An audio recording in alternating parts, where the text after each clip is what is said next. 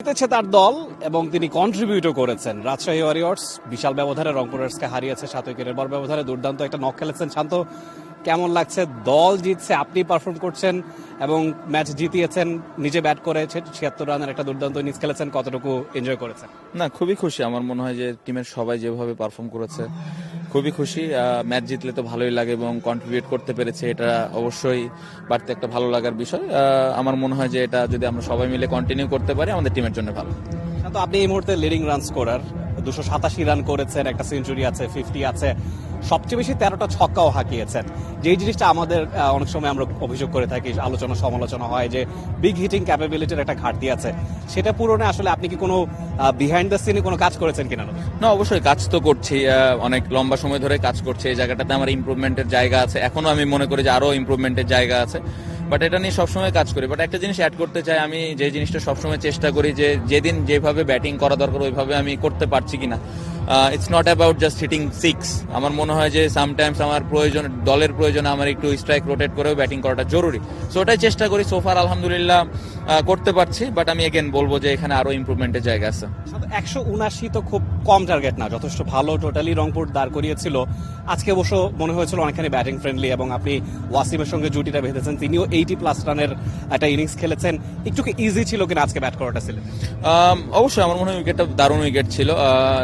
ওয়াসিমকে credit দিতে হবে, ও যেভাবে ব্যাটিং করেছে আমার কাজটা অনেকটাই সহজ করে দিয়েছে। আমার মনে হয় যে এটা একটা ভালো টিমের গুণ, আমরা সবাই কন্ট্রিবিউট করতে পারছি। বাট স্টিল এগেন আমি বলবো যে এরকম টুর্নামেন্টে সবার ওই ইম্প্যাক্ট ইনিংস, ইম্প্যাক্টফুল বোলিং খুব ইম্পর্টেন্ট, যেটা আমরা সোফার করতে পেরেছি, বাট আরো এখানে আরো বেটার যেন করতে পারি, ওটা নিয়ে আমরা কাজ করবো ভবিষ্যতে। অ্যাজ এ ক্যাপ্টেন শান্ত, আপনার কাছে একটা প্রশ্ন রাখতে চাইছি।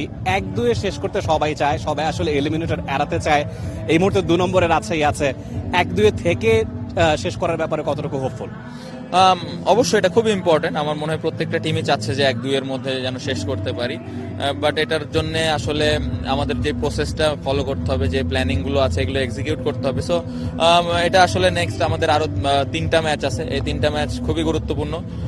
সো এই ম্যাচগুলো যদি আমরা ভালোভাবে শেষ করতে পারি, কেন না। বাট এগেন আমি এত দূরে এখন যেতে চাই না, নেক্সট ম্যাচটা যেন আমরা ভালো করতে পারি। বিশ্বকাপ দল দিয়ে আপনাকে আগে প্রশ্ন করা হয়েছিল, এই প্রশ্নটা করবো কিনা জানি না, কিন্তু আপনার কাছে একটা প্রশ্ন রাখতে চাই। আপনি বলছেন যে বিশ্বকাপ শুরুর আগে প্রতিবারই একটা টাফ টাইম আপনাদের যায়, মাঠের বাইরে নানা ঘটনা আপনাদেরকে তাড়িত করে। আপনি এখন যে পারফরমেন্সে আছেন, এখনো তো সুযোগ আছে দলটাকে নতুন করে গোছাবার, সেখানে কি নিজেকে দেখতে পাচ্ছেন কিনা? আসলে নিজে কতটুকু হোপফুল সে ব্যাপারে? না, আমি আমার ব্যাটিংটা এনজয় করছি এবং আমি চেষ্টা করছি কিভাবে আমি প্রতিদিন ইম্প্যাক্ট রাখতে পারি। সিলেকশন তো আসলে সিলেক্টর, কোচ, ক্যাপ্টেন তারা চিন্তা করবেন, বাট আমার কাজ হলো রেগুলার পারফর্ম করা। আমার কাছে যদি ব্যক্তিগতভাবে আমাকে জিজ্ঞেস করেন, আমার মনে হয় still it's not enough. So আমি চেষ্টা করবো সামনের ম্যাচগুলোতে আরো ইম্প্যাক্ট রাখার দলের প্রতি। দেন এগেন যদি সুযোগ আসে আলহামদুলিল্লাহ, যদি না আসে চেষ্টা করব নিজেকে আরো ইমপ্রুভ করে আসার। বাট এই দায়িত্বটা আসলে সিলেক্টর এবং কোচ, ক্যাপ্টেনদের। আমার কাজ হলো রেগুলার পারফর্ম করা। Thank you so much Shanto, best of luck for the rest of the tournament. Najmul Hossain শান্তর সঙ্গে কথা হচ্ছিল। দুর্দান্ত নক তিনি খেলেছেন, 76 রানের ইনিংসটা তাকে আসলে তার দলকে জয় এনে দিয়েছে এবং তিনি বলছিলেন this is not enough yet. বিশ্বকাপ দলে চান্স পাবেন কি পাবেন না সেই প্রশ্ন অলরেডি স্কোয়াড ঘোষণা হয়েছে, যদি কোনো পরিবর্তন আসে একটা দুটো, তার মধ্যে তিনি নিজেকে দেখবেন কিনা সেই প্রশ্নটা অবশ্য তিনি সিলেক্টরদের কোর্টেই চালান করে দিয়েছেন।